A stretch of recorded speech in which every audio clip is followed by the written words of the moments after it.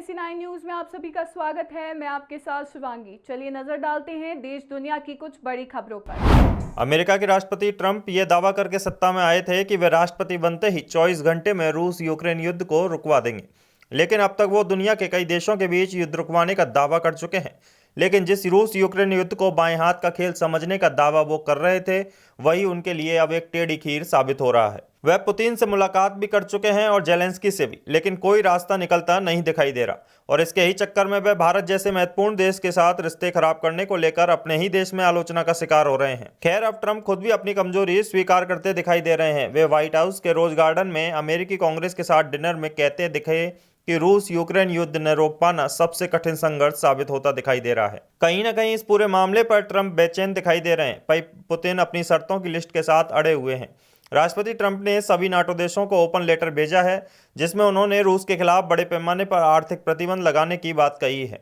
Trump ने कहा कि ये प्रतिबंध तभी होंगे जब सभी नाटो देश एक साथ रूस से तेल की खरीद बंद कर दें और समान कार्रवाई शुरू करें। उन्होंने आगे लिखा कि कुछ नाटो सदस्यों द्वारा रूस से तेल खरीदना चौंकाने वाला है, क्योंकि यह अलायंस की वार्ता क्षमता और रूस पर दबाव बनाने की शक्ति को कमजोर करता है। उत्तर कोरिया में लोगों पर राष्ट्रपति किम जोंग उन के अत्याचार लगातार बढ़ते जा रहे हैं। संयुक्त राष्ट्र की नई रिपोर्ट इस बात की तस्दीक कर रही है। यूएन की नई मानवाधिकार रिपोर्ट में बताया गया कि उत्तर कोरिया में विदेशी टीवी शो, खासकर दक्षिण कोरियाई ड्रामा देखने या बांटने पर मौत की सजा दी जाती है। 2014 के बाद से देश में निगरानी और दमन में तेजी आई है, जिससे हालात और खराब हुए हैं। कोरोना महामारी के बाद राजनीतिक अपराधों के लिए फांसी की संख्या बढ़ी है। संयुक्त राष्ट्र की एक नई रिपोर्ट के अनुसार उत्तर कोरिया में पिछले 10 सालों में मानवाधिकारों की हालत सुधरी नहीं, बल्कि और भी खराब हो चुकी है।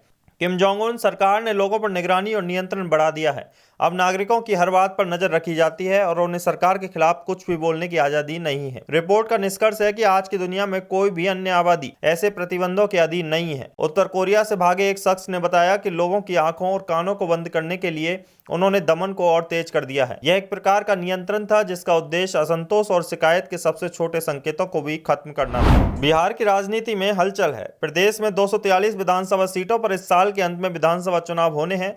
अनुमान है कि चुनाव आयोग सितंबर के अंत या अक्टूबर के शुरुआत में बिहार असेंबली इलेक्शन 2025 का पूरा शेड्यूल जारी कर सकता है। दरअसल वर्तमान बिहार विधानसभा का कार्यकाल 22 नवंबर 2025 को खत्म हो रहा है। ऐसे में राज्य में इससे पहले ही चुनाव कराए जाने हैं। फिलहाल यहां एनडीए और इंडिया गठबंधन की सीट बंटवारे को लेकर अंतिम दौर की बैठकें भी चल रही हैं। जानकारी के अनुसार एनडीए में भाजपा के अलावा जनता दल, लोक जनशक्ति पार्टी और हिंदुस्तानी अवाम मोर्चा और अन्य कुछ दल भी शामिल हैं। जबकि इंडिया गठबंधन में राष्ट्रीय जनता दल, कांग्रेस और वामपंथी दल एक साथ हैं। सूत्रों की माने तो अगले कुछ हफ्तों में प्रत्याशियों का ऐलान किया जाना भी शुरू हो जाएगा। इंडिया गठबंधन भी प्रदेश में पूरी तरह सक्रिय है। हाल ही में राहुल गांधी और तेजस्वी यादव ने अपने अपने वोट बैंक को लुभाने के लिए यात्राएं निकाली। विपक्षी खेमा इस चुनाव में जहां आरजेडी नेता तेजस्वी यादव को आगे रखकर चुपके से चुनाव में आगे बढ़ रहा है।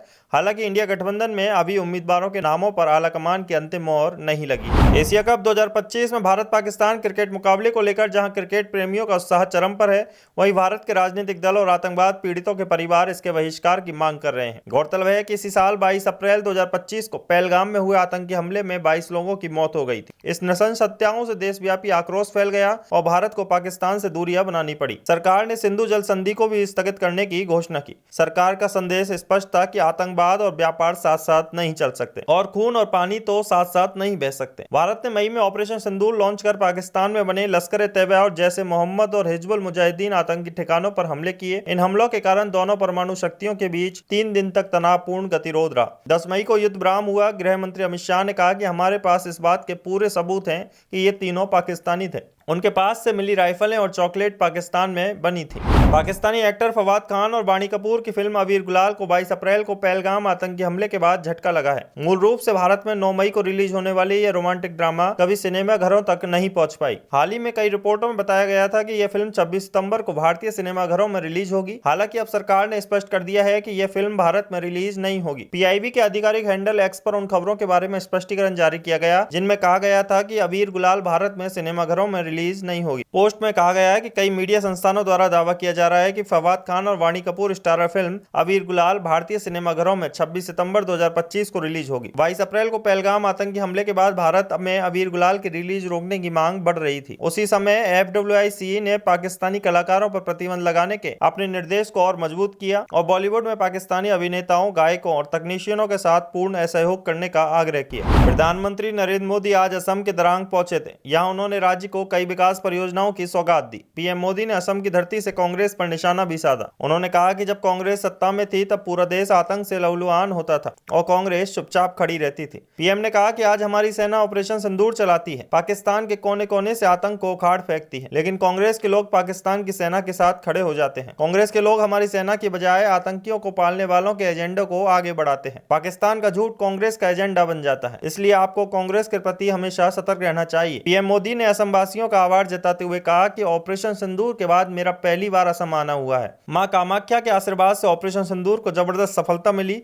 इसलिए आज इस धरती पर आकर एक अलग ही पुण्य अनुभव हो रहा है। आज यहाँ जन्माष्टमी मनाई जा रही है। आप सभी को जन्माष्टमी की हार्दिक शुभकामनाएं। राजस्थान सरकार में मंत्री मदन दिलावर ने कहा कि डोटासरा ने विधानसभा अध्यक्ष पर आरोप लगाया है कि विधानसभा में महिलाओं की निष्ठा को देखने के लिए कैमरे लगाए गए। ऐसे कहने वाले लोग बेशर्म और चरित्रहीन होते हैं, क्योंकि जो जैसा होता है उसे वैसा ही दिखाई देता है। ये खुद अपने जीवन में क्या क्या किया उस पर झांक कर तो देखें। इनके गांव में जाकर पूछना इतनी चरित्रहीन की घटना है जिसे संख्या में बताना मुश्किल है। इनके नेता राहुल गांधी कहते हैं कि जो मंदिरों में जाते हैं वे लड़कियां छेड़ने जाते हैं। क्या राहुल गांधी जितनी बार मंदिर गए तो लड़कियां छेड़ने गए थे? इससे बड़ा चरित्रहीन कौन हो सकता है? अपनी यात्रा में लड़कियों के कंधे पर हाथ रखकर अटखेलियां करते हुए चलना है, क्या चरित्रहीनता नहीं है? इनके नेताओं के बारे में आप सब जानते हो। क्या कांग्रेस के कार्यालय में कैमरे नहीं लगे हैं? क्या डोटासरा कांग्रेस महिला सदस्यों की ताक झांक करते हैं, इसलिए कैमरे लगाए हुए हैं? क्योंकि उन्होंने चरित्रहीनता के कैमरे लगाए हुए हैं, इसलिए उन्हें विधानसभा में लगे कैमरे ऐसे लगे। जैसा जो होता है वैसा ही उसे दूसरा दिखाई देता है। डोटासरा चरित्रहीन लोगों के सरगना है। आपने तंदूर में महिलाओं को फेंक कर जलाने वाला कांड सुना होगा। अजमेर में अश्लील ब्लैकमेल कांड ने कांग्रेस के नेताओं का हाथ था। कांग्रेस ने ना जाने कितनी बच्चियों का शील भंग किया है। कांग्रेस की टीम उन्हें बचाती रही। डोटासरा ऐसे लोगों को बचाते रहे हैं। पहलगाम आतंकी हमले के बाद भारत और पाकिस्तान के बीच वीजा और व्यापार बंद हो गया, लेकिन क्रिकेट संबंध अभी भी जारी हैं।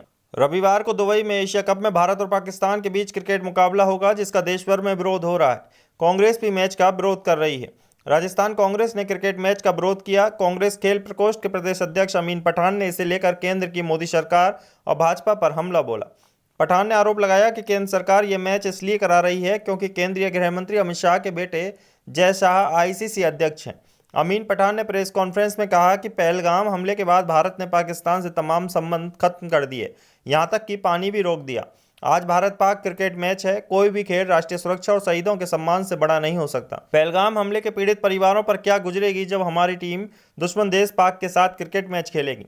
पठान ने कहा कि पाक लगातार सीमा पर हमारे सैनिकों को शहीद कर रहा है, हमारे देश में आतंकवाद फैला रहा है। खेल से पहले उसके साथ मजबूती से आतंकवाद से खात्मे पर बात होनी चाहिए।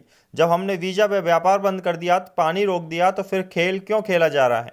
यह इसलिए खेला जा रहा है क्योंकि अमित शाह के बेटे ICC अध्यक्ष हैं। राजस्थान के उप मुख्यमंत्री दिया कुमारी ने कांग्रेस प्रदेश अध्यक्ष गोविंद सिंह डोटासरा को लेकर एक बड़ा बयान दिया। आज वे उदयपुर एक कार्य में शामिल होने पहुंची। कार्यक्रम के बाद मीडिया से बातचीत करते हुए डोटासरा की ओर से विधानसभा अध्यक्ष को लेकर दिए गए बयान पर उन्होंने कहा कि इस तरह की बात बोलना उनको शोभा नहीं देता। ये बहुत गलत बयान है। उन्होंने कहा कि महिला विधायकों पर नजर रखी जा रही है। विधानसभा अध्यक्ष के लिए जिस तरह निम्न शब्दों का इस्तेमाल किया गया, यह बहुत गलत मानसिकता है। इस तरह बोलना गलत है। मैं भी राजस्थान विधानसभा में बैठती हूँ। मैंने तो कभी इस तरह विधानसभा में नहीं सोचा। पहले से भी कैमरे लगे हुए थे, मुझे तो कभी ऐसा महसूस नहीं हुआ।